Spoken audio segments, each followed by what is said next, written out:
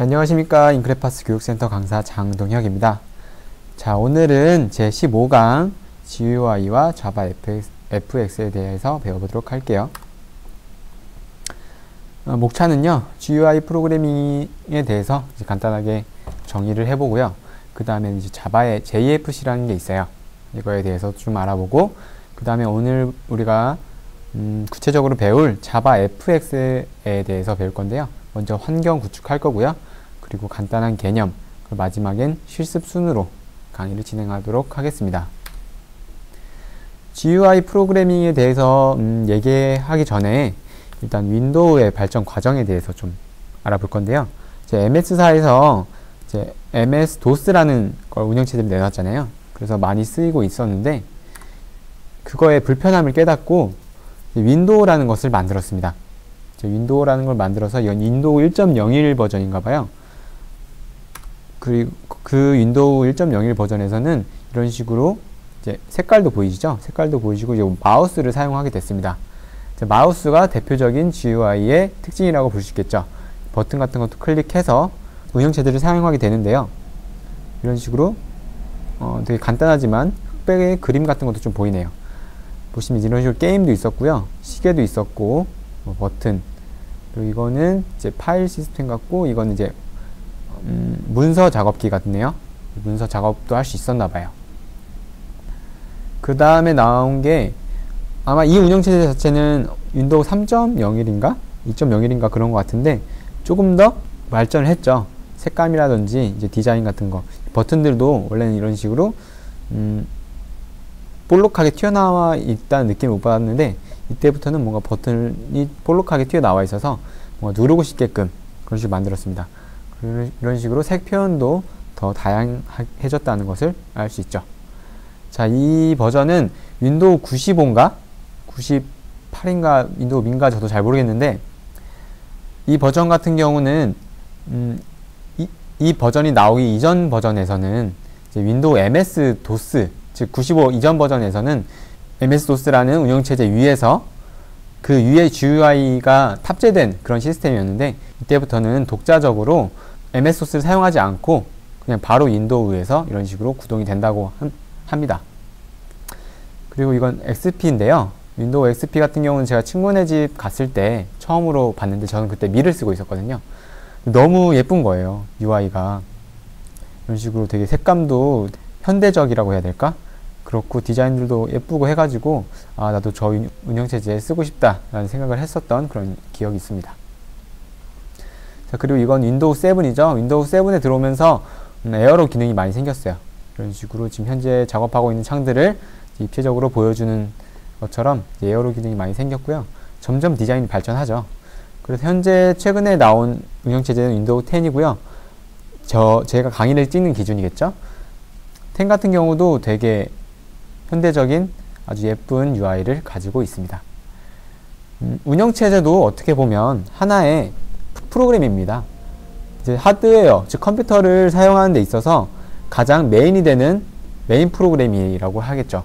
그 운영체제를 통해서 저희가 다른 프로그램도 구동시키고 할 수 있으니까요. 그런 프로그램들을 저희가 응용 프로그램이라고 하고요.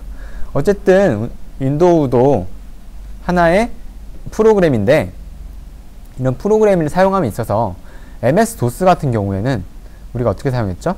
이런 식으로 명령어를 타이핑 해가지고 텍스트로 쳐서 주면 컴퓨터가 계산을 해서 저희한테 원하는 값을 저희가 원하던 값을 돌려주는 그런 방식이었습니다. 계산이나 이런 쪽에 최적화되어 있었죠.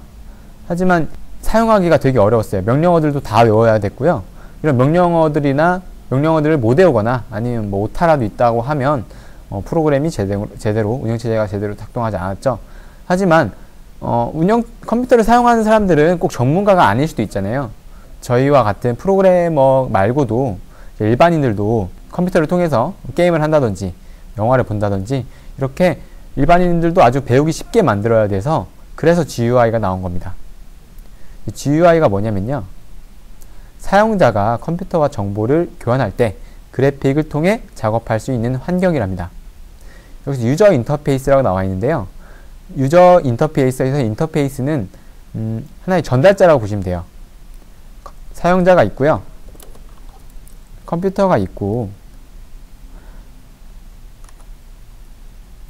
이런 식으로 컴퓨터가 있고 이 컴퓨터를 사용하는 사람이 있다고 보시면 이 사람은 사람과 컴퓨터 사이에 뭔가가 인터페이스라는 게 있어서 인터페이스를 통해서 우리는 컴퓨터를 사용하게 되는 거예요. 그렇게 보시면 되고요. 그 환경이 이 그래픽적 요소가 담겨 있다라고 해서 GUI라고 하는 겁니다. 그러면 GUI 프로그래밍이라는 것은 이제 바로 알 수 있겠죠? 사용자가 그래픽을 통해 사용할 수 있는, 상호작용할 수 있는 그런 프로그램을 만드는 일을 GUI 프로그래밍이라고 합니다. 자바의 JFC라는 게 나오는데요.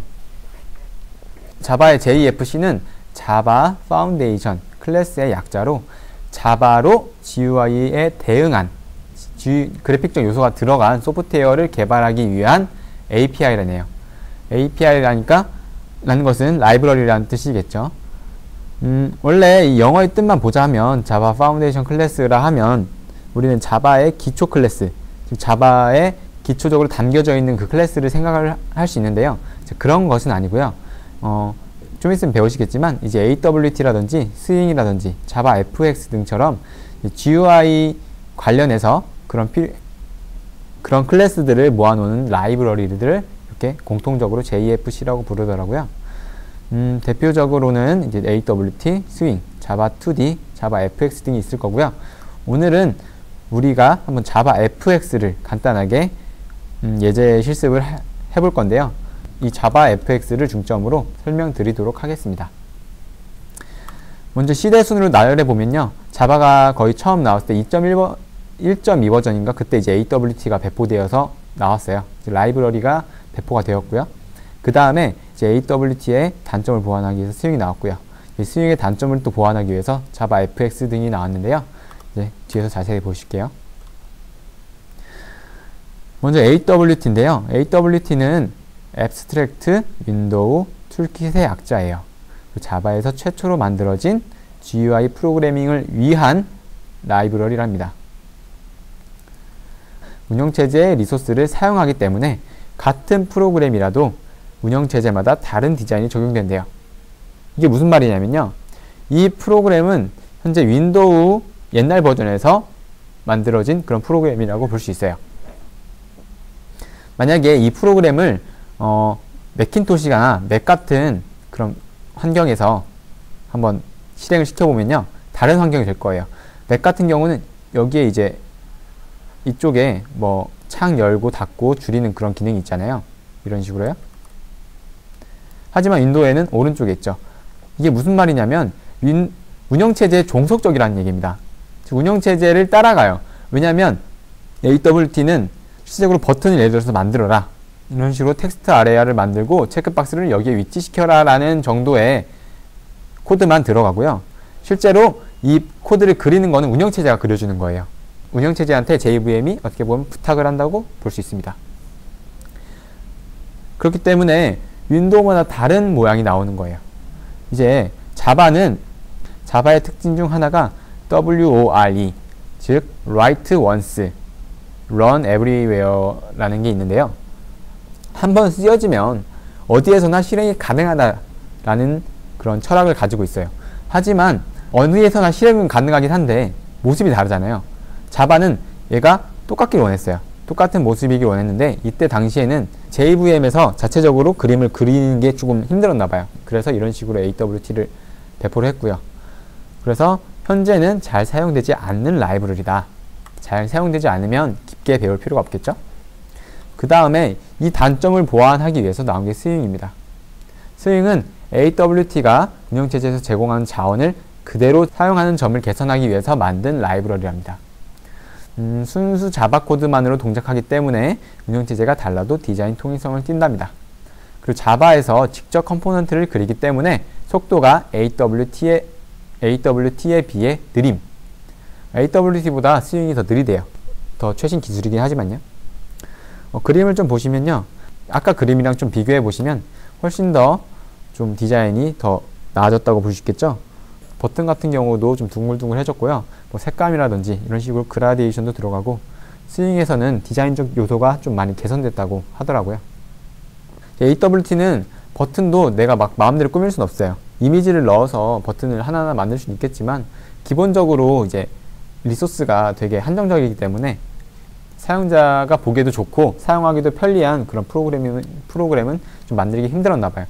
그걸 보완하기 위해서 스윙이 나왔고요. 대신에 속도가 좀 느리대요. 이 속도가 느리다는 것은 어떻게 이해하면 되냐면요. 예를 들어서 내가 어떤 외국인 노동자를 고용을 했어요. 외국인 노동자를 고용했는데 이 외국인 노동자한테 내가 일을 시키고 싶은데 말이 안 통하잖아요. 바로 시키면은 외국인 노동자가 빨리빨리 일을 할 텐데 이제 말이 안 통하니까 뭐 영어 사전을 찾아본다든지 아니면 뭐 통역가한테 뭐 통역을 좀 부탁한다든지 이런 식으로 해서 한번 거쳐서 일을 시키잖아요. 그렇기 때문에 더 느린 거예요. AWT 같은 경우는 윈도우한테 바로바로 이것 좀 그려줘 라고 부탁하면 윈도우가 바로바로 그려졌는데요. 스윙 같은 경우는 JVM이 직접 그려야 돼요. 그래서 JVM이 윈도우로부터 리소스를 요청을 해서 가져온 다음에 이 JVM이 직접 그리는 구조라서 좀 더 느릴 수밖에 없습니다. 마지막으로 자바FX인데요. 자바FX는 스윙을 대체하기 위해서 만들어진 그래픽 라이브러리랍니다. 자바 자체가 웹에 너무 특성화되어 있기 때문에 최적화되어 있기 때문에 이런 식으로 GUI 프로그래밍을 할 일이 별로 없긴 해요, 사실. 예를 들어서 포토샵을 만든다. 포토샵을 만드는데 이걸 자바로 만드는 일은 거의 드물어요. 하지만 자바에서도 이런 걸 다 만들 수 있다라고 좀 보여주고 싶었나 봐요. 그래서 이런 식으로 계속 자바FX라는 좀 현대적인 기술을 접목한 그런 라이브러리를 배포를 했고요.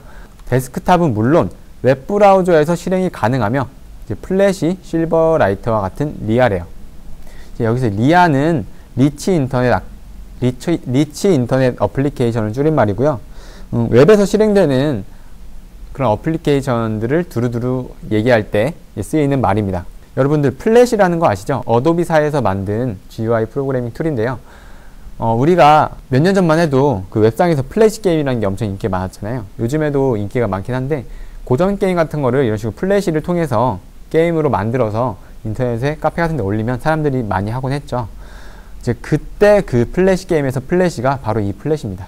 그리고 MS사에서 이 플래시가 너무 많이 사용되니까 요즘에는 뭐 유튜브 스트리밍도 다 플래시로 한다고 하더라고요. 그래서 이 실버라이트라는 것을 만듭니다. 그리고 썬에서는 이런 식으로 자바FX를 만들죠. 이때를 리아 전쟁이라고도 뭐 부르기도 하더라고요. 어도비의 플래시, MS의 실버라이트, 그리고 썬의 자바FX. 자바FX는 자바FX 스크립트라는 스크립트 언어로 작성되었어요. 하지만 썬이 오라클로 인수되면서 이제 자바가 오라클게 됐잖아요. 그러면서 자바FX도 자바로 작성하게 변환을 시킵니다. 오라클이 이런 식으로 변환을 시켰어요. 자바FX 프로그램을 보시면요. 이것은 이제 오라클에서 제공하는 예제 프로그램인데요. 보시면요. 그림이 여기 소스를 보시면요. 세계지도가 이런 식으로 나와 있어요. 세계지도가 뭐 색깔에 따라서 그리고 흑백도 있고요. 여러 개의 세계지도를 합쳐 놓으면은 이런 식으로 자바FX라는 애가 얘를 구 형태로 만들어줘요. 2D를 3D로 변환해 주는 겁니다. 이런 식으로 좋은 기능들이 되게 많더라고요. 저도 아직까지는 예제를 많이 해보진 않아가지고 고급 기능 정도까지는 사용해 보진 못했는데 엄청 라이브러리들이 다양하고 되게 잘 구성되어 있다고 하더라고요. 단점이 있는데 단점은 되게 어려워요. 어렵다. 그러니까 자바FX를 전문적으로 다루려면 공부를 많이 해야겠죠. UI를 좀 보시면요. 스윙보다 좀 더 깔끔해졌다고 생각이 바로 드실 거예요. 그렇게 잘 못 느끼겠지만 디자인에 민감하신 분들은 잘 느끼실 거예요. 자바FX를 사용하려면 자바FX 환경 구축이라는 걸 해야 되는데요. 다른 건 아니고 자바FX 라이브러리를 가져와야 됩니다. 자바FX 라이브러리는 JFC이지만 JRE 시스템 라이브러리가 아니에요. 이 말이 무엇이냐면요. 우리가 이클립스에서 프로젝트를 만들면 이클립스가 자동으로 JRE 시스템 라이브러리를 프로젝트랑 연동을 해주죠. 하지만 이 연동될 때 이때 자바FX 라이브러리가 따로 딸려오지는 않아요. 우리가 자주 쓰는 뭐 스캐너라든지 스트링 이런 클래스들은 다 JRE 시스템즈 라이브러리에 포함되어 있으니까 자동으로 우리가 임포트 받으면 쓸 수 있는데 이 친구 같은 경우는 별도로 우리가 라이브러리로 등록을 해줘야 돼요. 그러면 그 라이브러리를 어디서 구하냐 라고 생각하실 텐데, 라이브러리는 JDK에 포함되어 있어요. 따라서 별도의 다운로드 없이 경로 설정만 해주면 됩니다. 여러분들이 만약에 이클립스로 개발을 하신다고 치면, 이제 이클립스에 마켓플레이스라는 그런 공간이 있어요. 마켓플레이스에서 그리고 fx 클립스라는 플러그인이라고 하거든요. 플러그인을 설치하게 되면 자바 fx 프로젝트 생성 항목이 추가돼요.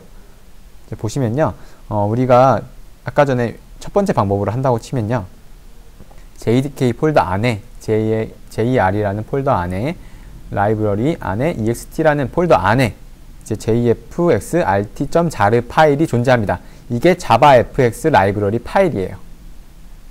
이걸 빌드패스에서 등록해주면 되고요. 좀 이따 같이 해보실 겁니다. 자, 그리고 두 번째 방법으로는 이클립스 플러그인을 하나 깔면 된다고 그랬잖아요.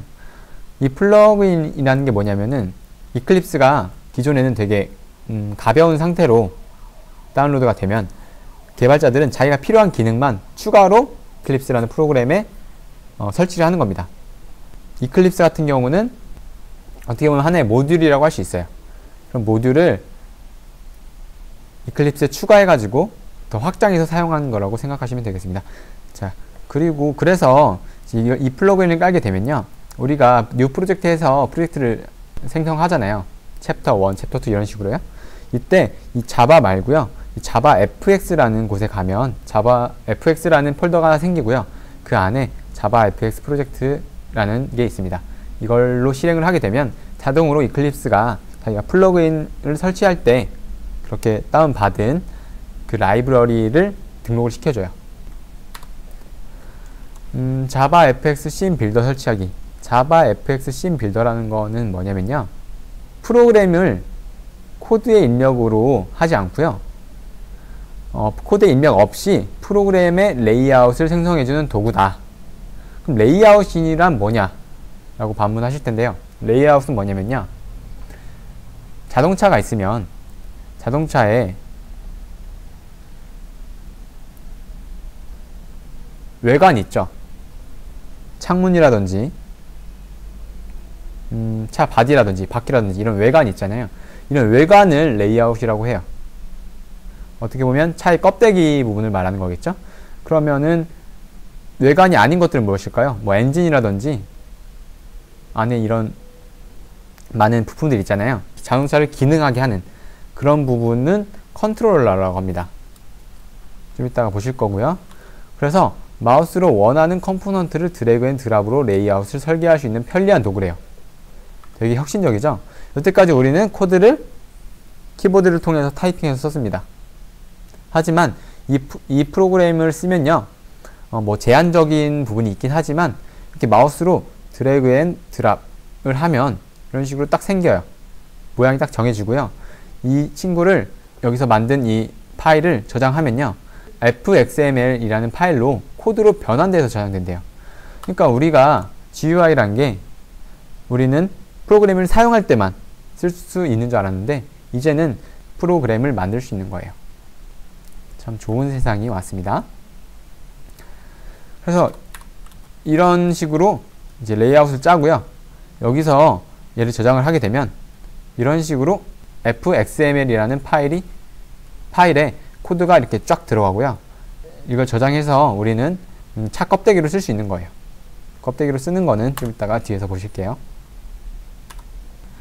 자바 fx의 레이아웃에 대해서 조금 더 알아볼 건데요. 레이아웃의 구조가 있어요. 스테이지, 씬, 그리고 컨테이너, 노드란 게 있는데요. 컨테이너에 제가 가로를 쳐놓은 이유는 컨테이너도 하나의 노드의 일종입니다. 그렇기 때문에 가로를 쳤고요. 이제 스테이지는 하나의 창을 의미하며, 씬은 창을 채우고 있는 하나의 화면. 연극이 있으면 연극 무대가 뭐 이런 식으로 있잖아요.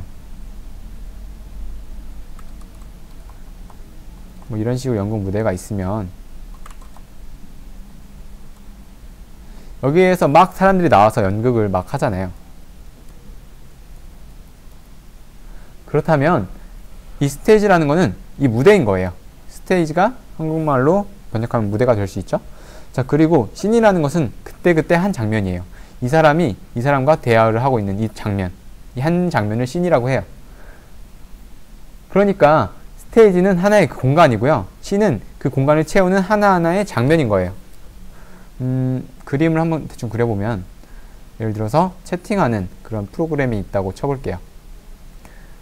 그러면 이런 식으로 있다고 치면 여기서 막 채팅 글들이 막 쏟아 나오겠죠?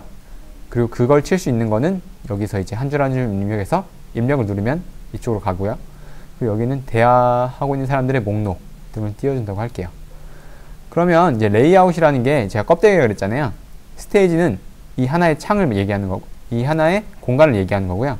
그 안을 채우는 건 이 씬이라고 그랬죠. 그럼 노드란 무엇일까요? 이 노드는 각각의 이런 글이 올라가는 공간, 그리고 이런 식으로 사용자 목록이 올라가는 공간, 이 버튼, 그리고 텍스트 입력창, 이런 게 하나하나의 노드예요. 그럼 컨테이너는 무엇이냐?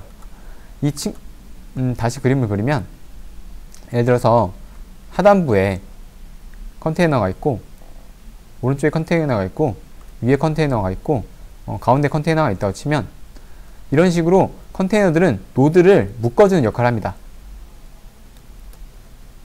여러 개의 노드가 있다고 치면 이 노드들을 정리해주거나 정렬해주는 그런 역할이라고 보시면 돼요. 노드들의 배열이라고 보시면 돼요. 이 컨테이너로 씬을 만들고요. 이 씬으로 스테이지를 만듭니다.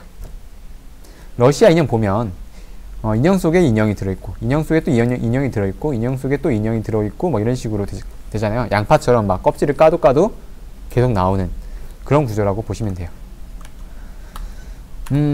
이제 자바 fx에 대해서 잠깐 실습을 해볼 건데요. 목표를 좀 정하고 갈게요. 이제 MVC라는 게 있어요. MVC는 모델, 밸류, 컨트롤의 앞자만 따가지고 만든 단어고요. 이제 프로그램을 보시면 이게 GUI 프로그램이다 보니까 외관이 있잖아요. 제가 여태까지 계속 말했던 레이아웃, 그 껍데기가 있는데, 그 껍데기는 보통 디자이너들이 작업을 많이 해요. 뭐 프로그래머가 하는 경우도 있긴 하지만 디자이너가 해야 더 깔끔하고 더 사용하기 쉽고 더 사용하게 하고 싶게 만드는 그런 디자인이 나올 거 아니에요. 그래서 그거를 이제 모델로 따로 빼는 겁니다. 모델을 따로 빼고요. 그 다음에 value라는 건 데이터를 의미하는데요. 보통 이건 데이터베이스에서 값을 가져오거나 하는 그런 부분입니다. 그 데이터가 있고 컨트롤이 있죠. 컨트롤은 무엇이죠? 이런 데이터와 이런 모델들을 위치를 변경시켜 준다거나, 아니면 뭐 버튼이 있는데 버튼을 잠가줘야 될 필요가 있죠. 어쩔 때는 버튼을 사용하지 못하게 이런 식으로 잠가줘야 될 때, 즉 기능 부분을 담당하는 게 바로 이 컨트롤이에요. 그래서 그 세 개가 합쳐서 MVC라고 하고요. 우리는 자바 FX로 GUI 프로그래밍을 할 때 이렇게 MVC 구조로 하려고 해요.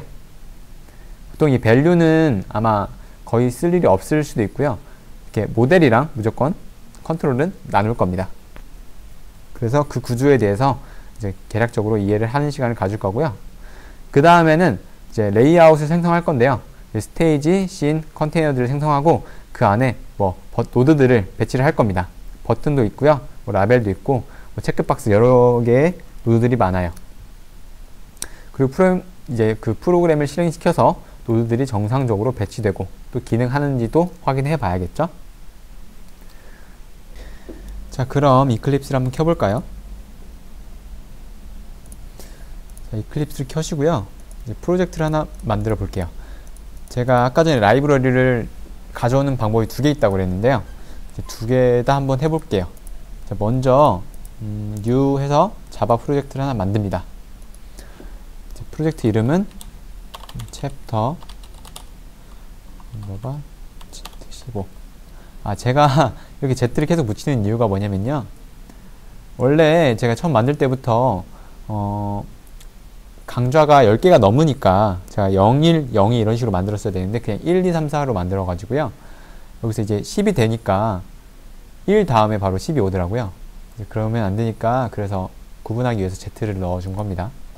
뒤로 따로 빼기 위해서요. 자, 그리고요. 여기서 넥스트 버튼 눌러서 일단 프로젝트 만들게요. 소스에서 new 해서 이제 여기서 라이브러리를 등록을 해줘야 되는데요. 라이브러리 등록하려면 이제 프로젝트에서 우클릭 한 다음에 빌드 패스 부분에서 configure 빌드 패스라는 게 있어요. configure 빌드 패스에 가면요, 여기서 라이브러리 탭에 가면 여기서 지금 JRE 시스템 라이브러리는 자동으로 지금 올라가 있죠. 등록이 되어 있는데 자바 fx에 필요한 그런 라이브러리들을 등록을 따로 해줘야 됩니다. 그러려면 add external jar를 누르시고요. 여기 보시면 저는 이미 등록을 해가지고 경로가 바로 뜨고 있는데 C 드라이브에서요, 프로그램 파일즈, 그리고 여기서 자바 폴더를 들어갑니다. 자바 폴더 들어가면 이제 여기서 JDK 폴더가 있잖아요. JDK 폴더를 누르시고 여기서 JRE 폴더를 누릅니다. 그리고 여기서 LIB 누르시고요, EXT 누르시면 이게 JFX-RT라는 자바 FX 라이브러리가 존재해요. 이것을 열기 해가지고 등록해 주시면 등록이 끝났어요. 여기서 간단하게 테스트를 해볼 건데요. 클래스를 하나 만들 건데 여기는 클래스는 대충 테스트라고 할게요. 그리고 자바 fx 테스트 이런 식으로 간단하게 만들게요. 좀 이따 다시 한번 할 거니까 그냥 지금 따라해 주시면 됩니다. 여기서 application이라는 자바 fx.application 패키지에 있는 클래스를 하나 상속을 받고요. 자, 그렇게 되면 이제 메인 메서드랑 이제 스타트 메서드가 자동으로 생깁니다. 그러면 여기서 application이라는 제가 상속받고 있는 이 클래스 있잖아요. 이 클래스에 launch라는 스태틱 메서드가 존재해요. 이 메서드를 실행하면서 이제 파라미터로 JVM이 이 메인 메서드를 실행할 때 넣어준 이 args라는 매개 변수 있잖아요. 그 매개 변수를 그냥 여기 넣어주시면 돼요. 그대로 넣어주시고 여기서 스타트 메서드 안에서요, 이 프리마리 스테이지라는 파라미터를 받잖아요. 이 프리마리 스테이지 점 쇼 메서드를 실행을 시켜줍니다. 그럼 어떤 식으로 되냐면요, JVM이 이 메인 메서드를 실행을 시키잖아요. 그러면 이 application.launch라는 메서드가 실행이 되고요. 이 launch라는 메서드가 실행됨으로써 이 start라는 메서드가 또 실행이 됩니다. 실행이 되면 그때 이제 파라미터가 들어온 stage라는 그런 객체를 show 해주면요, 창이 하나 딱 떠요. 제가 아까 전에 스테이지에 대해서 말씀드렸었죠. 레이아웃의 가장 바깥쪽, 즉 가장 큰 틀을 유지하고 있는 그런 건데요. 스테이지.show 하면은 창이 하나 딱 뜰 겁니다. 이 창은 아무것도 들어있지 않죠. 어쨌든 이 방법으로 라이브러리를 등록하는 방법이 있고요. 이제는 이 프로젝트를 지우고요. 이제 디스크에서도 같이 지운다는 걸 체크해줬습니다. 이제는 이클립스에서 제공해주는 그런 플러그인을 통해서 한번 프로젝트를 생성해 보도록 할게요. 헬프에서요, 헬프에서 이클립스 마켓플레이스를 클릭할게요. 그럼 이제 이클립스 마켓플레이스 창이 하나 뜰 건데요. 자, 여기서 검색을 해야 됩니다. 검색을 할 건데 자바 fx라고 치셔도 돼요. 일단 자바 fx라고 치면 이제 그리고 가로 열고 fx 가로 닫고 클립스 2.4.0 이 플러그인이 뜹니다. 그리고 이걸 직접 치셔도 되겠죠. 이런 식으로 클립스라고 검색을 하면 딱 이 플러그인 하나밖에 안 뜨겠죠. 저는 이미 깔아놔 가지고 인스톨 버튼이 인스톨드로 되어 있는데요. 여러분들은 아직 설치하지 않으셨으면 인스톨이라고 뜰 거고요. 그냥 설치 누르시면 됩니다. 그 뒤에 뭐 물어보거나 하는 거 없으니까 그냥 쭉 설치 진행하시면 돼요. 혹시라도 뭐 예 아니요 나오면, 선택지 나오면 그냥 얘만 클릭해 주시면 될 겁니다. 자, 그렇게 해서 설치가 완료됐다면 뭐 이클립스 한번 재시동할 거고요. 그때 이제 내비게이터에서 뉴 해서 other를 클릭할게요. 자, other를 클릭하면 아까 전에 저희가 원래는 자바에서 자바 프로젝트를 생성을 했잖아요. 이제 자바 fx라는 폴더가 생겼고요. 자, 여기서 자바 fx 프로젝트를 클릭하시고 넥스트를 누르신 다음에 프로젝트 네임은 아까처럼 똑같이 챕터 언더바 Z15 예, 그리고 피니시를 누르시면 여기에 자동으로 이클립스가 제공해주는, 플러그인이 제공해주는 라이브러리가 등록된 것을 보실 수 있습니다. 이렇게 프로젝트를 생성하면요, 이제 메인이라는 클래스랑 어플리케이션이라는 패키지가 자동으로 만들어지고요. 이 클래스를 한번 실행시켜 보면요, 아까와 똑같이 빈 창이 하나 떠요. 이 창은 이클립스에서 이런 소스들을 다 만들어 가지고 써 넣어 준 거니까 일단 저희는 필요는 없어요. 저희는 직접 손으로 하나하나 만들어 가면서 이제 학습을 해야 하기 때문에 이 어플리케이션 패키지는 과감하게 지우도록 하겠습니다. 소스에서 이제 패키지 4개를 만들 거예요. 제가 여러분들한테 아까 전에 말씀드렸죠? MVC 패턴으로 갈 거라고요. 모델에 관한 패키지 필요하고, 이제 밸류에 관한 패키지. 근데 오늘은 없기 때문에 패키지는 안 만들 거예요. 그리고 컨트롤러 패키지를 만들 건데요. 일단 이 컨트롤 이 3개를 묶는 어플리케이션이라는 패키지를 하나 만들 겁니다. 하나 필요하죠. 그리고 모델에는 fxml 파일이 들어갈 패키지 하나와, 그리고 또 css 파일들이 담길 패키지가 하나 더 필요해요. 2개를 만들 거고요. 마지막 컨트롤러 3개 가지고 총 4개의 패키지를 만들게요. new 해서 패키지. 자, 이름은요, 첫 번째는 어플리케이션으로 할게요. 아까 제가 지운 패키지 명이랑 똑같죠? 자, 그리고요, 패키지 하나 더 만들 건데, 이제는 컨트롤러, 그리고 패키지 해서 이번에는 모델이라고 할게요. 여러분이 편하신 이름 있으시면 그걸로 하셔도 됩니다. 마지막에 CSS 4개를 만들고요. 이 어플리케이션, 이 앱을 실행할 그런 클래스를 하나 만들어야겠죠. 실행을 해야 되니까 메인 메서드가 있어야 됩니다. 메인 메서드 클릭해 주시고요. 아까와 마찬가지로 여기서 어플리케이션이라는 죄송합니다. 여기서 어플리케이션이라는 이제 클래스라는 상속을 받고요. 자, 이름은 뭘로 하냐면요, 제가 여러분들이랑 지금 만들 게 간단한 회원가입 창이에요. 회원가입을 직접 하지는 않지만 그런 폼을 위주로 해서 만들 거기 때문에 이건 조인 앱이라고 간단하게 이름을 짓겠습니다. 그러면 이름 조인에 패키지 어플리케이션, 그리고 어플리케이션 클래스 상속 받고요. 메인 메소드 체크하고 끝났습니다. 이제 피니시 누르시면요, 아까와 마찬가지로 이렇게 2개의 메소드가 존재하죠. 어쨌든 앱을 실행시켜야 되니까 여기서 어플리케이션 클래스가 가지고 있는 이제 점 런치 해가지고요, 이게 args라는 파라미터를 그대로 넣어주고요. 그럼 여기서 너무 길죠. 이 매개 변수 이름이 너무 기니까 간단하게 스테이지라고 이름 바꿔줄게요. 스테이지 점 show를 하면은 아까와 같이 빈 창이 하나 뜨겠죠. 그럼 저희는 이 창을 창의 안에 있는 내용들을 채워 나가야겠죠. 자, 그러려면요, 몇 가지 작업이 필요한데요. 저희 이 스타트 메서드 안에서 뭐 버튼도 만들고 뭐 체크박스도 만들고 다 만들어 가지고 다 구현을 할 수가 있어요.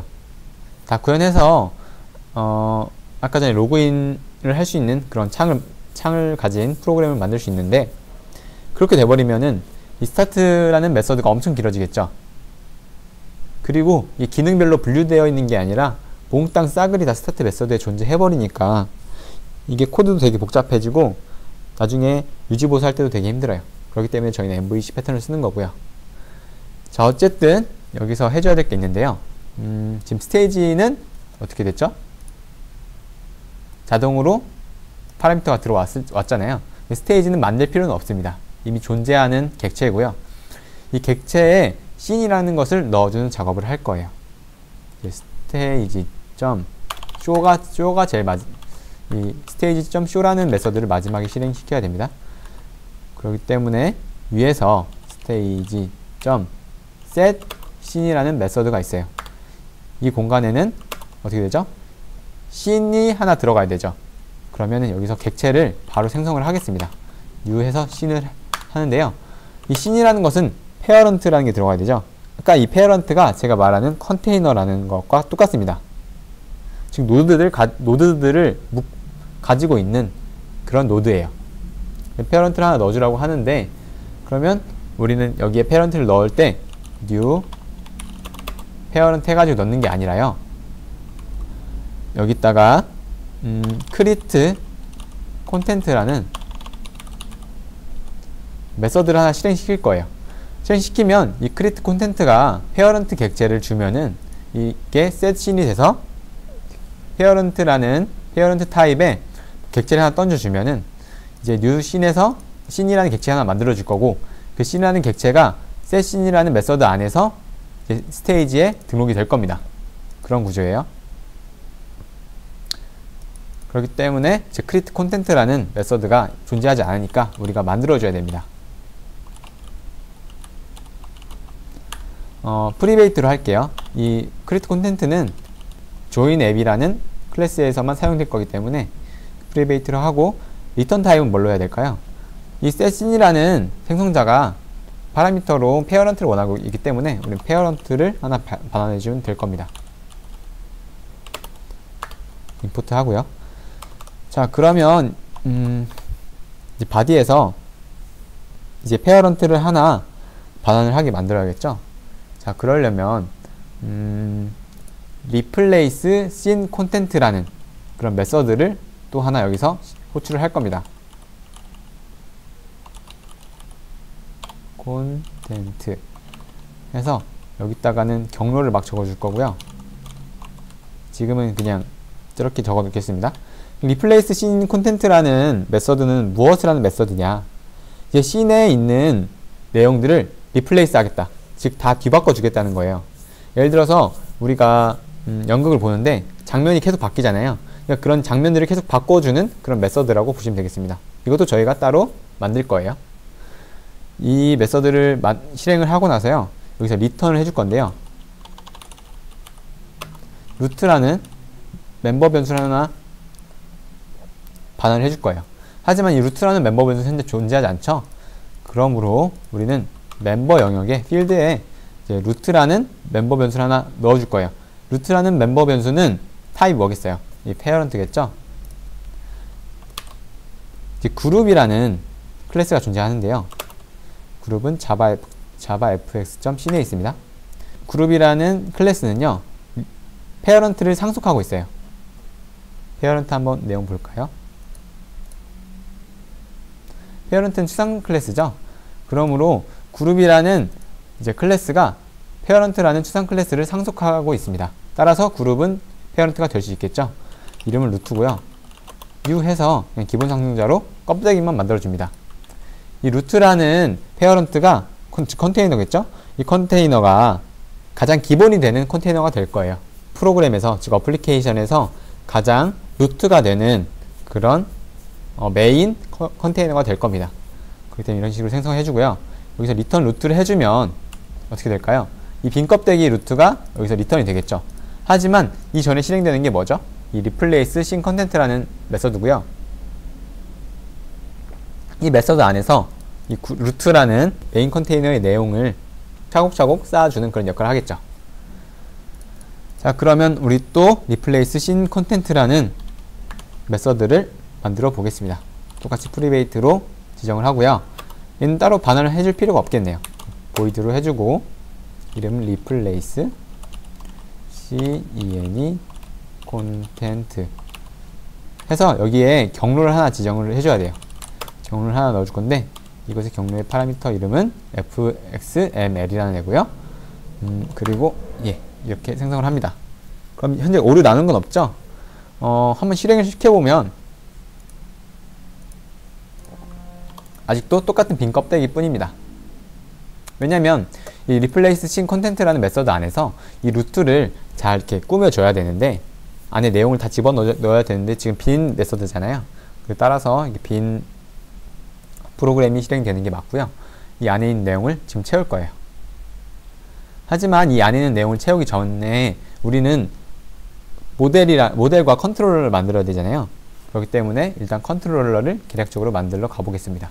여기 잠시 후에 마지막에 다시 돌아올 거예요. 컨트롤러에서 new 해서 클래스를 하나 만들 겁니다. 클래스인데 이 클래스의 이름은 지금 컨트롤러가 딱 하나뿐이잖아요. 나중에 되면 컨트롤러가 여러 개가 필요할 수 있는 상황이 올 거예요. 하지만 지금 딱 하나밖에 없으니까 그냥 메인 컨트롤러라고 이름을 지정하겠습니다. 그리고 패키지는 컨트롤러, 얘도 상속을 하나 받아야 되는데요. 앵커 페인이라는 클래스라는 상속을 받을게요. 실행을 하는 클래스가 아니니까 메인 메서드 필요 없고요. 자, 그런데 여기서 인터페이스로 이니셜라이저블이라는 인터페이스를 하나 구현을 해야 됩니다. 왜냐하면 이 앵커 페인 같은 경우는 이제 앵커가 다시라는 뜻을 갖고 있어요. 그 배가 바다 위에 있으면 배가 둥둥 떠 있잖아요. 이때 배를 고정시키려면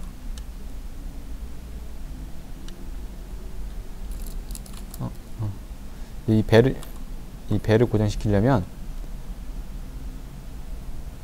그림 못 그려도 좀 이해해 주세요. 닷을 하나 내려야 되잖아요. 이 닷이라는 이름을 갖고 닷이라는 뜻을 가지고 있어요. 앵커가. 그러니까 앵커가 뭐냐면 이 배의 입장에서는 이게 하나의 지지대죠. 지주라고 볼 수 있어요. 그러니까 이 페인인데 앵커 페인은 어떻게 보면 하나의 지지대가 되는 그런 페인이라고 보시면 되겠습니다. 페인 자체도 이제 페어런트예요. 페어런트고 또 컨테이너고 이니셜라이저블, 이게 초기화 기능이 있어야 된다는 거거든요. 그래서 이 인터페이스를 상속받았습니다. finish 해주면 이제 이니셜라이저블이라는 인터페이스가 가지고 있는 추상 메서드, 이니셜라이즈라는 추상 메서드를 상속을 해서 여기서 구현을 할 거고요. 그럼 이 메서드는 무엇을 하는 공간이냐? 이 메서드는 이름답게 초기화를 진행시키는 공간이겠죠? 그럼 무엇을 초기화시킬 거냐? 아까 저희가 넣었던 뭐 버튼이라든지 입력창 이런 거 있잖아요. 이런 것들을 초기화를 여기서 시켜줄 수 있는 겁니다. 그렇기 때문에 여기서는 초기화를 하는 그런 소스들이 들어갈 거고요. 하지만 저희들은 이 컨트롤러에서 뭔가를 컨트롤 하려고 하면은 노드들이 필요하잖아요.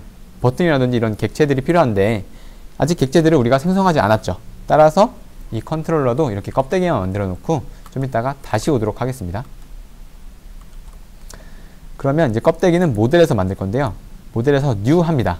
new 해서 이제 other를 가면은 자바 fx라는 거에 new fxml 다큐먼트라는 게 있습니다. 제가 두 번째 방법으로 프로젝트를 생성한 이유가 여기 있어요. 쉽게 이런 식으로 fmlx라는 파일도 생성할 수 있기 때문에 제가 아까 이 플러그인을 쓴 거고요. 어쨌든 여기서 new fxml 다큐멘트를 클릭하고요.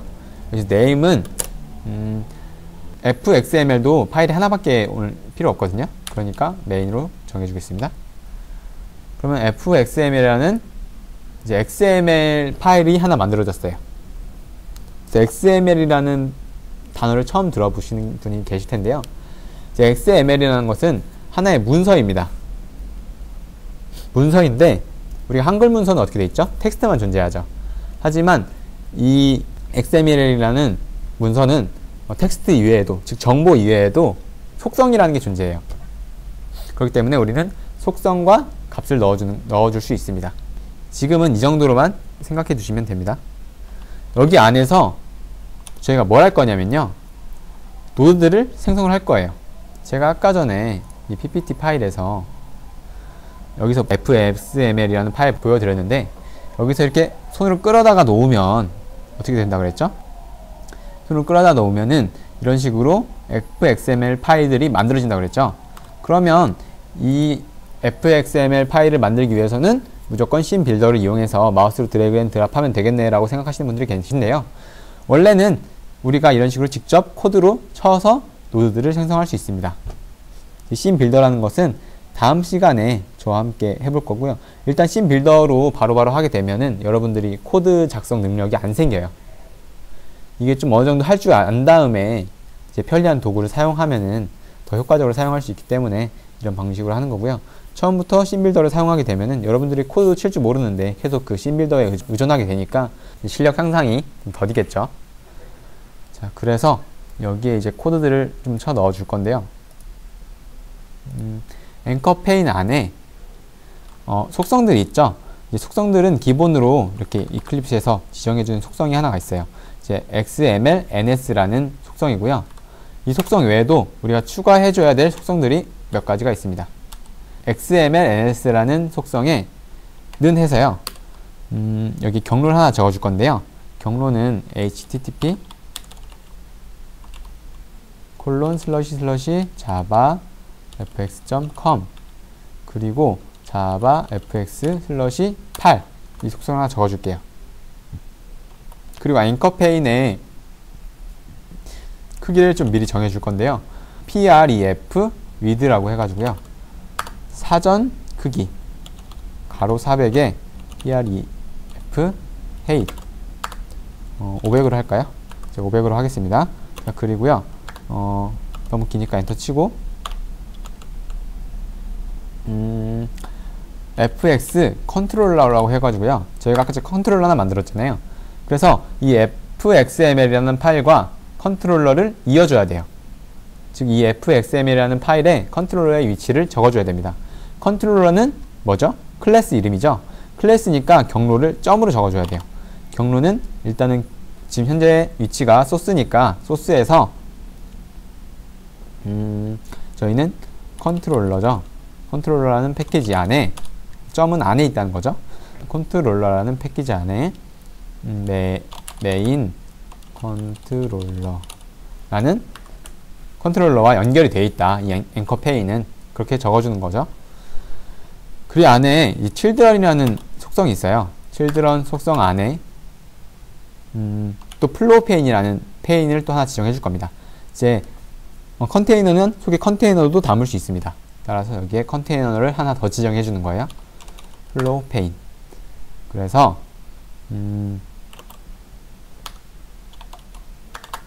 이 안에도 children이라는 또 속성이 있겠죠. 그 안에 이제 막 노드들을 저희가 생성을 할 건데요. 이제 플로우 페인의 특성을 좀 미리 알려드릴게요. 플로우 페인은 이제 페인들은 여러 가지 페인들이 있는데요. 각자마다 장단점이 있고 다 성격이 좀 틀려요. 이제 앵커 페인 같은 경우에 그냥 여기서 노드들을 막 생성을 하게 되면요. 예를 들어서 이런 버튼을 하나 만들었다. 그리고 이런 텍스트 창을 하나 만들었다. 이런 식으로 겹쳐서 올라가게 돼요. 왜냐면 절대 좌표를 지정해주지 않았기 때문이죠. 하지만 플로우 페인 같은 경우는 이런 식으로 버튼을 넣고 그 다음에 또 입력창을 넣었다. 그럼 이 오른쪽으로 또 붙습니다. 이런 식으로 플로우가 흘러가다라는 거잖아요. 이렇게 흘러가듯이 쭉 넣어주는 게 플로우 페인의 특징입니다. 그래서 오늘 간단하게 위치 따로 안 잡고 이렇게 노드들만 생성할 거예요. 이곳에 이제 레이블이라는 태그를 하나 써줄 건데요. 이제 레이블은 뭐냐면요. 우리가 보통 회원가입 할 때 보시면 이런 식으로 id 점 찍고 여기에 뭐 칸 있죠? 그쵸? 그리고 여기에 중복 확인 버튼이 있죠. 이게 바로 레이블입니다. 그리고 이게 텍스트 필드고요. 얘가 버튼이에요. 즉, 이 아이디를 입력하는 칸에 앞에 이름표를 하나 붙여주는 거예요. 우리나라에서는 보통 라벨이라고 많이 부르죠. 어떤 제품 같은 데 붙어있는 걸 라벨이라고 많이 부르는데 이름표라고 생각하시면 되겠습니다. 텍스트만 적어주고요. 이제 마무리를 짓습니다. 태그를 닫을 때 이런 식으로 꺽쇠 괄호 안쪽에 이제 슬러시를 넣어주면은 자동으로 닫아줍니다. 이제 보통 태그는 여는 태그가 있고요, 닫은 태그가 있는데요. 이렇게 이중구조로 되어 있는데 만약에 내가 이 children이라는 태그는 이런 식으로 라벨이라는 자식들을 가지고 있잖아요. 자식이라고 보통 부르는데요. 자식이 없을 때는 이런 식으로 바로 닫아줘서 태그를 끝내시면 되겠습니다. 자, 그러면 이제 id라는 이름이 붙게 될 텍스트 필드라는 이제 입력창을 하나 만들어야 되죠. 그러면 여기서 텍스트 필드 해가지고 속성을 하나 넣어줄 건데요. fxid라는 속성을 하나 넣어주겠습니다. 이 id라는 속성이 왜 필요한지는 좀 이따가 제가 다시 알려드릴 거고요. 그냥 id라고 해주세요. 그리고 또 닫고 이번에는 또 레이블을 지정할 건데 텍스트는 해서 이번엔 pw 비밀번호죠. 그 다음에 이제 텍스트 필드가 아니라 비밀번호는 내가 칠 때 옆에서 누가 보면 안 되잖아요. 그래서 뭐 별표라든지 동그라미 그런 특수 문자로 안 보이게 나오잖아요. 그렇기 때문에 여기서는 패스워드 필드라는 이제 태그를 쓸 겁니다. 그렇게 되면 여러분들이 이제 입력을 할 때 이제 동그라미로 아마 나올 거예요. 얘도 fxid라는 것을 넣어주고요. id는 패스워드라고 다 써줄게요. 그리고 또 닫아주고, 그 다음에 이름을 받는 공간 한번 만들어 볼까요? 이름을 받는 공간은 id랑 똑같은데 똑같이 그냥 텍스트는 name 그리고 닫아주고, 이번에도 텍스트 에어리어 해가지고 fxid는 이번엔 name이라고 할게요. 자, 그리고 이제 남자인지 여자인지 선택해 줄 수 있는 그런 라디오 버튼들을 만들 건데요. 일단은 라디오 버튼도 레이블이 필요합니다. 따라서 텍스트는 남성 이런 식으로 적어주고, 여자도 필요하겠죠. 복사해서 또 여성. 그리고 이곳에 이제 라디오 버튼을 만들 건데요. 컨트롤 시프트를 이용하시면 이런 식으로 쉽게 코드를 치실 수가 있어요. 라디오 버튼 해서 fxid는 메일 닫아주고요. 그리고 여성은 또 복사를 해서 female이죠. female로 fxid를 지정해 줄게요. 자, 그리고 버튼을 만들 건데요. 버튼은 속성이 fxid가 일단 필요합니다. join 지금 일단 따라 치시면 돼요. 텍스트는 그냥 간단히 버튼 1이라고 지정해 줄게요. 그리고 또 마찬가지로 또 복사를 해서 이번엔 버튼 2라고 하고, 얘는 캔슬, 즉 취소하는 버튼입니다. 자, 이렇게 되면 레이아웃들이 다 만들어졌어요. 그러면 이 레이아웃들이랑 메인 컨트롤러랑 지금 연결되어 있다고 그랬는데, 여기 컨트롤러, 메인 컨트롤러라고 위치를 알려줬으니까요. 하지만 이 노드들을 여기서 메인 컨트롤러에서 컨트롤하고 싶으면 여기 노드가 존재하겠죠. 존재할 때 자동으로 여기에 존재하게 넣어주고 싶으면 이런 식으로 fxml이라는 애노테이션이 하나 있어요. 애노테이션을 일단 임포트 한 다음에요. 여기에 잘 보세요. 텍스트 에어리어 텍스트 필드였죠. 필드. 자, java fx.scene.control에 있는 텍스트 필드를 가져와야 됩니다. 이제 awt 거 가져오면은 이제 우리가 원하는 텍스트 필드가 아니라요. 이제 예전에 awt 라이브러리에 포함된 그 텍스트 필드가 가져오기 때문에 이제 이렇게 라이브러리 가져올 때 이름이 똑같으면은 꼭 확인하셔야 됩니다. 자, 가져온 뒤에 이것의 이름을 id로 할 거예요. 자, 아까 전에 제가 fxid라는 걸 지정해 줬잖아요. id, 패스워드, name, mail, female, 버튼, 그리고 join, cancel. 여기서 fxml이라는 애노테이션을 통해서 이렇게 선언만 해줘도, 그리고 이름을 fxid랑 맞춰주기만 하면 이 메인 컨트롤러가 실행이 될 때 여기서 값들을 가져와서 이 id를 생성을 합니다. 텍스트 필드를 생성을 해줘요. 신기하지 않나요? 자동으로 연동이 되는 거죠. xml. 그리고 또 이제 패스워드 필드가 있죠. 패스워드 필드인데 이것도 awt 거 말고 javax.scene.control 거. 그래서 패스워드. 스펠링 틀리면 여기서 못 불러와요. 이 fxid랑 지정해 준 거랑 똑같이 하셔야 됩니다. 자, 그리고 라디오 버튼, 네임이 있죠. 네임은 텍스트 필드죠. 텍스트 필드인데 네임. 자, 그리고 라디오 버튼. 라디오 버튼인데 얘 이름 뭐였죠? 메일이었죠. 그리고 또 복사해서 female. 여러분 바로 위에 있는 줄을 밑으로 복사하고 싶으면요, 그 줄에서 컨트롤 알트 그리고 방향키 아래로 해주시면은 바로 복사가 됩니다.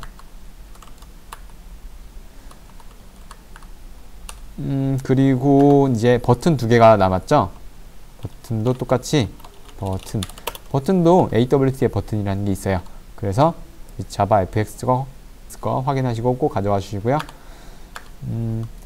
이 친구는 이름이 뭐였죠? 조인이었죠. 그리고 button 해서 이번엔 캔슬 취소 버튼이죠. 이런 식으로 가져오게 되면 자동으로 메인 컨트롤러가 만들어질 때 얘네들이 싹 채워져서 값들이 여기서 참조를 해서요 가져오게 됩니다. 자, 그럼 여기서 가져와진 이 노드들을 컨트롤러에서 이제 컨트롤을 해야 되잖아요. 통제를 해야 되는데 일단은 저희는 initialize라고 해서 자동으로 이 메서드는 실행이 됩니다. 따라서 여기서 초기화 작업을 해주면 돼요. 오늘은 이 노드들을 어떤 상황에서 어떤 식으로 변화를 하겠다, 어떤 식으로 바꾸겠다라는 것은 안 할 거고요. 일단 초기화 작업만 이 컨트롤러에서 해주겠습니다.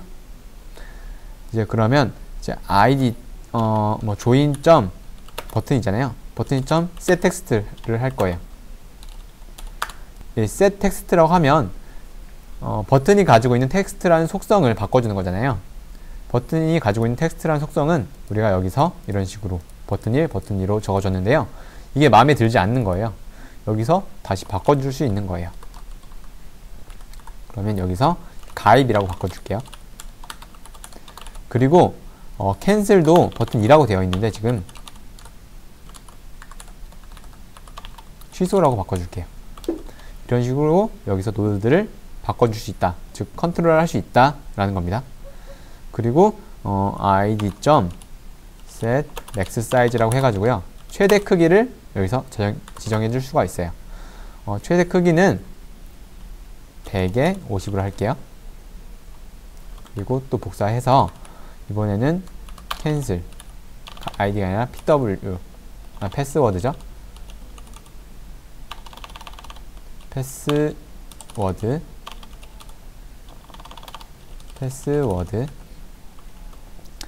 얘도 똑같이 100에 50을 해줄게요. 네임도 바꿔주고 싶은데요. 네임 같은 경우는 조금 다르게 이제 130으로 할게요. 자, 그리고 이제 라디오 버튼이 있는데요. 라디오 버튼의 경우에는 일반적으로 우리가 가입을 할 때 보면 여러분들도 다 아실 건데요. 동그라미 있고 남자 그리고 동그라미 있고 여자 이런 식으로 되어 있잖아요. 그리고 기본적으로 남자가 체크가 되어 있습니다. 이때 우리가 여성분들은 여자라고 체크를 다시 바꾸잖아요. 이때 남자는 없어지고 여자는 체크가 되죠. 하지만 현재 이 남자라는 라디오 버튼과 여자라는 라디오 버튼은 서로 연관성이 없어요. 연관성이 없으니까 나는 체크할 거야 그리고 풀 거야 할 때 반대쪽으로 이제 여자의 경우에는 남자가 체크를 하면 없어져야 되고 남자의 경우는 여자가 체크를 하면 없어져야 되는, 체크가 풀려야 되는데 이게 서로 연관성이 없으니까 서로 모르는 거예요. 그래서 그거를 서로 알게 해주는 작업, 즉 그룹화 시키는 작업을 할 거예요. 그래서 토글 그룹이라는 게 하나 있습니다. 이름은 그냥 tg라고 짧게 지을 거고요. new 해서 토글 버튼을 하나 만들어요. 토글 그룹을 하나 만듭니다. mail.set 토글 그룹이라는 게 있습니다. 메일한테 야 너 그룹 좀 가입해 라고 하는 거예요. tg로 해주고요. 그리고 female도 해서 tg로 해주면요 얘네 둘은 현재 같은 객체를 통해서 그룹에 가입했잖아요. 즉 같은 그룹이 된 겁니다. 그리고 이제 메일을 set selected라는 메서드가 있어요.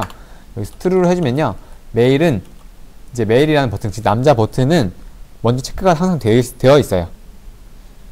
이제 보통 가입하시다가 이게 남자 라디오 버튼과 여자 라디오 버튼이 있는데 이런 식으로 둘 다 체크가 안 되어 있으면 사람들이 모르고 그냥 지나갈 수도 있잖아요.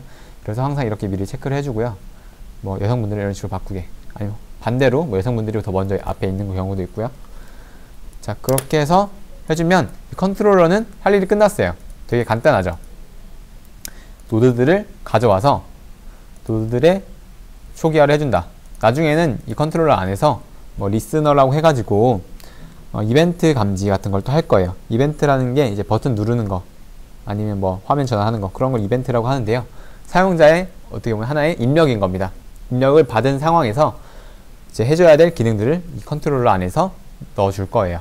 오늘은 시간이 없으니까 이렇게 간단하게만 진행하겠고요. 자, 그러면 이제 마지막으로 어플로 돌아와서 이제 이 fxml에 정의되어 있는 그런 레이아웃들을 컨트롤러랑 연결만 시켰잖아요. 결국에 이 어플리케이션이랑도 연결을 시켜줘야 됩니다. 어플리케이션에 루트에 담아줘야 돼요. 그래야 루트에 이런 아까 우리가 만들었던 이런 노드들이 플로우 페인으로 저장이 되고, 이제 플로우 페인이 앵커 페인이 돼서 이 앵커 페인 자체가 이 루트 안에 들어가게 되는 거예요. 따라서 여기서 루트를 갱신하는 작업을 해줘야 되겠죠? 해주려면요, 일단 fxml이라는 파일 있잖아요. 이 파일을 우리가 로드를 해야 돼요. 로드가 무엇이죠? 우리가 로딩이라고 막 로딩창 뜨잖아요.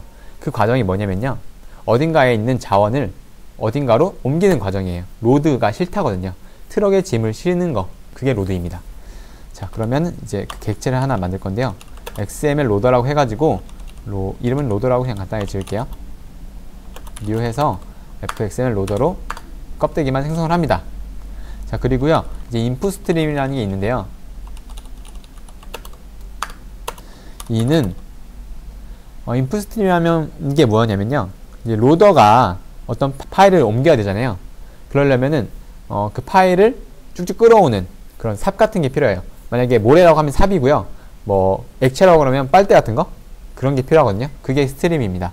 여러분, 저와 함께 예전에 프로퍼티즈 할 때, 그때 우리가 XML 파일로도 만들어 보고, 설정 파일이요, 그냥 일반 텍스트 파일로도 만들어 봤었죠. 그때 사용했었습니다. 인풋 스트림의 e는 여기서 new 해서 생성하는 게 아니라요, join 앱이라는, 지금 현재 조인 앱이잖아요. 이 클래스라는 게 있습니다. 클래스라는 키워드가 있는데, 이 키워드 안에 보시면 get resource as stream이라는 게 있어요. 이때 여기서 fxml이라고 이제 fxml 이게 경로잖아요. 경로를 받아서 여기에 그대로 넣어주면 스트림이 하나 생성이 됩니다. 자, 그리고요, 이제 로더를 배치를 시켜야 되는데요. 일단은 set builder factory 라고 해가지고 여기서 new java fx builder factory라는 객체를 생성을 해서 넣어줍니다. 이게 어떤 작업이냐면요, 로더를 공장에 배치시키는 작업이에요. 일꾼이 있어요. 일꾼을 한 명 구해왔는데 공장에 일단 데려다 주는 그런 작업입니다. 그래야 공장 안에서 어디서 일을 할 거 아니에요. 막 아까 전에 뭘 막 실어야 된다 그랬는데, 로드를 해야 된다 그랬는데, 이 로더라는 일꾼한테 공장에 일단 데려다 주는 겁니다. 자, 그리고요, 이제 로더가 공장에 도착했으면 뭘 해야 될까요? 일터로 가야겠죠. set location이라는 메서드가 있는데요.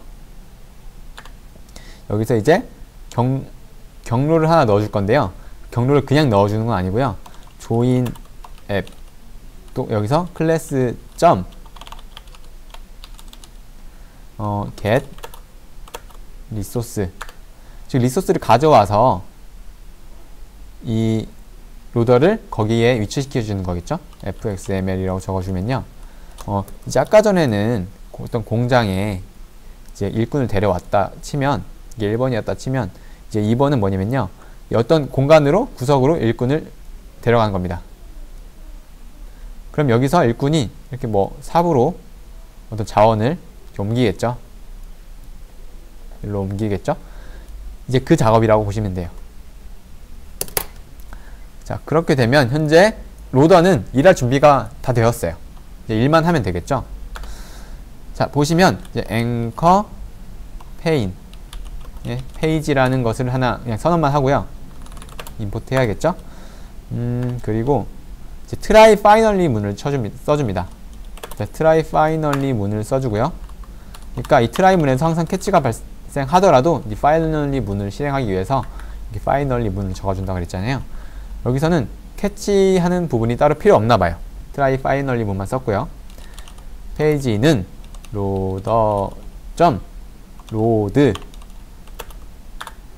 해야 되는데 여기서 일꾼이 그냥 일을 할 수 없잖아요. 삽이든 뭐 빨대든 뭘 하나 줘야 될 거 아니에요. 그래서 인풋 스트림을 여기에 넣어줍니다. 에러가 발생하죠. 이제 여기서 예외가 하나 발생할 수 있는데요. 이것을 여기서 즉 캐치로 처리하지 않고 외부로 던진대요. 그렇기 때문에 이제 throw 할 거고요. 밖으로 이 replace 신 콘텐츠를 호출한 곳으로 던진답니다. 여기로 호출하는 곳은 어디죠? 여기죠. 그럼 여기서 try catch 문으로 감싸줘야겠죠.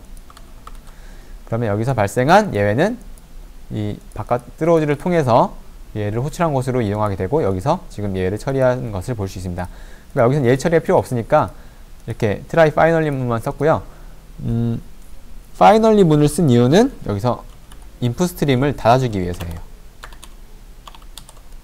그 try catch finally 문 가르쳐 드릴 때 요리를 하다가 전화가 왔어도 불은 항상 끄고 일을 봐야 되니까 이제 finally 문을 써준 거고요. 그리고 get children remove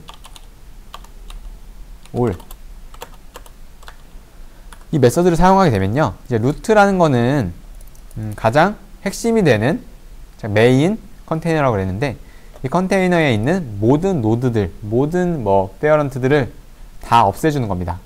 싸그리 없애고요. root.get children 해가지고요, add 할 겁니다. 누구를 add 해야겠죠? 페이지를 add 해야겠죠?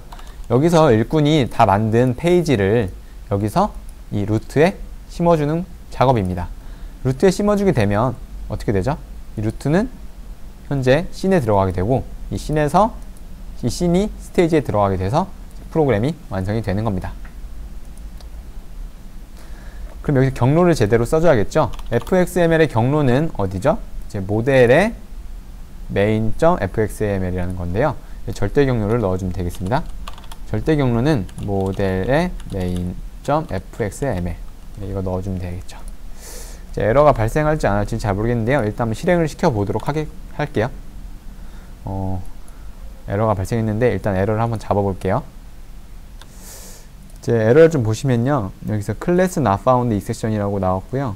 컨트롤러, 여기서 이제 스펠링이 잘못됐네요. 컨트롤러라고 써줬어야 되는데 그러면 이 문구가 쓰여져 있는 데가 여기네요. 여기서 fxml이랑 컨트롤러랑 연결해준 부분에서 이제 여기서 오타가 났습니다. 컨트롤러 됐죠? 그리고 다시 한번 실행을 해볼게요. 그러면 또 에러가 나는데요. 또 에러를 한번 잡아볼게요. 여러분도 하시다 보면 이런 식으로 오타가 발생해서 이제 에러가 많이 나는 상황이 발생할 수도 있거든요.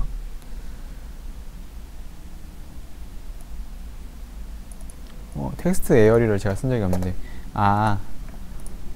여기서 보시면 이제 텍스트 에어리가 아니라 텍스트 필드죠. 맞죠? 얘는 지워줘야 되겠고요. 다시 한번 실행을 시켜보도록 하겠습니다. 또 에러가 났죠.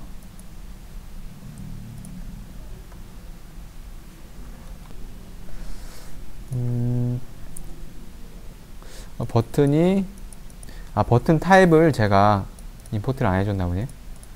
보시면 그래서 버튼 그래서 임포트를 시켜줘야 됩니다. 저도 자바 fx를 이 강의 준비하면서 배워가지고요, 지금 아직 되게 미숙합니다. 죄송합니다. 이것도 실행을 시켜보면 예, 드디어 실행이 됐네요. 참 에러가 한 4개, 3개 정도 나왔는데 버그가 또 잡혀서 다행이네요. 보시면은 id, 레이블 있죠? 그 텍스트 필드 있습니다. pw 있고 텍스트 필드 있고 네임 있고 텍스트 필드 있고 남성, 여성 이제 잘 토글이 되네요. 그리고 가입 버튼, 취소 버튼이 있어요. 그래서 막 글씨를 쓸 수도 있고요. 비밀번호 치면 이런 식으로 이제 특수문자가 나옵니다. 그 이름 잘 나오고, 자, 기능들은 잘 동작을 하네요. 이제 우리가 안 해본 게 있는데요. CSS를 안 해봤죠. 여기서 껍데기들은 잘 만들었는데 CS에서 좀 이 껍데기들의 색깔이나 뭐 이런 것들을 한번 바꿔줘 보겠습니다. 시간이 없으니까 진짜 간단하게만 해볼게요. CSS에서 new 해서요. 여기서 파일을 하나 만들 건데요. other에서 보시면 웹에서도 CSS가 쓰이거든요. 웹도 MVC 구조로 되어 있거든요. CSS를 선택하시고요. 여기서 CSS 파일도 하나니까 메인, 그리고 이 메인 fxml이랑 연결이 되는 거니까 이름도 메인이라고 적어주겠습니다. 자, 그리고요 label 가로 중괄호 열고 중괄호 닫습니다. 자, 그리고 여기서 속성의 이름이 뭐냐면요, fx에 텍스트에 fill 해서 뭐 레드로 할까요?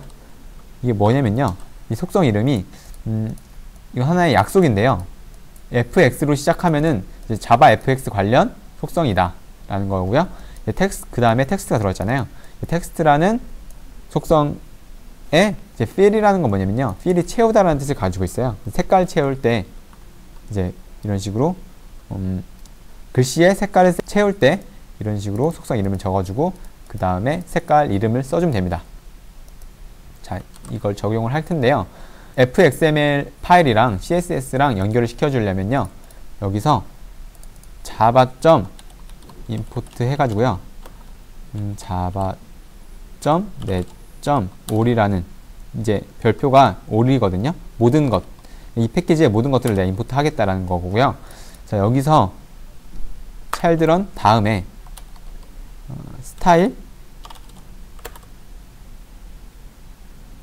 시트라는 게 있어요. 스타일 시트라는 게 있고 여기에 url이라는 태그가 있고요. 여기서 value라는 속성에 또 경로를 넣어주면 되거든요. 경로는 특이하게 이렇게 골뱅이가 들어가더라고요. 그리고 슬러시 위치 css 폴더에 main.css라는 그런 파일에 난 접근을 하겠다라는 거고요. 이제 태그를 달아줍니다. 그럼 현재 main.fxml이랑 main.css 파일이랑 연동이 된 거예요. 그리고 나서 다시 한번 실행을 시켜 볼게요. 그러면 모든 라벨들이 이런 식으로 빨간색으로 바뀌었죠? 그렇죠? 이걸 원래는 어떻게 하는 거냐면요, CSS를 사용하지 않게 되면요, 여기에 속성 값으로 스타일 이라는 속성이 있어요. 스타일 해가지고요, 여기서 fx 다시 텍스트 다시 fill이라고 해가지고 여기서 블루로 저장해 볼게요. 블루로 저장을 하면은 어떻게 되냐, 다시 실행을 시켜보면 지금 ID 라벨만 이런 식으로 파란색으로 바뀌었잖아요. 원래 이런 식으로 각각 노드마다 이런 식으로 각각 스타일을 지정해 줄 수 있어요. 하지만 이 CSS에서는 모든 레이블들을 이런 식으로 빨간색으로 바꿔줘서 한 번에 바꿀 수 있습니다. 자, 이 방법 말고도요, 제가 뒤에서 조금씩 더 설명드릴 텐데요. 이곳에서 스타일 클래스라는 걸 지정을 해줄 수 있어요. 스타일 클래스를 지정해 줄 때 my 스타일이라고 할까요? 그리고 이것은 노드의 종류에도 상관없이 같이 적용할 수 있습니다.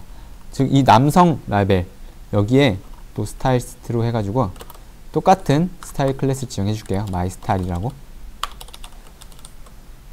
그러면 이 CSS에서 그 my 스타일이라는 스타일에 접근을 할 수 있어요. 그때 이렇게 my 스타일 이라고 접근을 해서요, 똑같이 텍스트 해가지고 fill 해서 이번에는 그린으로 바꿔줘 볼게요. 자, 그러면 이제 실행을 시켜보면요, my 스타일로 적용된 이런 것들 있잖아요. 이 버튼도 my 스타일 지금 적용되어 있죠. 남성이라는 레이블도 my 스타일로 적용이 되어 있어요. 이 my 스타일인 것들을 모두 글자를 그린으로 바꾸라고 하니까 이런 식으로 종류에 상관없이 초록색으로 이제 텍스트 색깔이 바뀐 걸 보실 수 있어요. 자, 이상으로 오늘 강의를 모두 마치겠고요. 지금은 자바 fx에 되게 기초적인 것만 한 거예요. 기초의 기초만 한 거고요. 저도 공부를 더 많이 해야 되고 강의를 들으시는 여러분들이 더 예쁘고 더 더 기능이 많고 더 좋은 프로그램, 좋은 GUI 프로그래밍을 할 수 있게 제가 한번 도와드려 보도록 노력을 해보겠습니다. 이제 다음 시간부터 여러 가지 개념들에 대해서 배울 건데요. 뭐 내부 클래스라든지 스레드, 그리고 뭐 JDBC 이런 내용 배울 때도 자바 FX를 활용해서 실습을 할 거니까요. 너무 오늘 조금 배웠다고, 간단하게 배웠다고 실망하시지 마시고요. 다음 시간에 또 같이 해보도록 하겠습니다. 그럼 이상으로 오늘 강의를 모두 마치도록 하겠습니다. 감사합니다.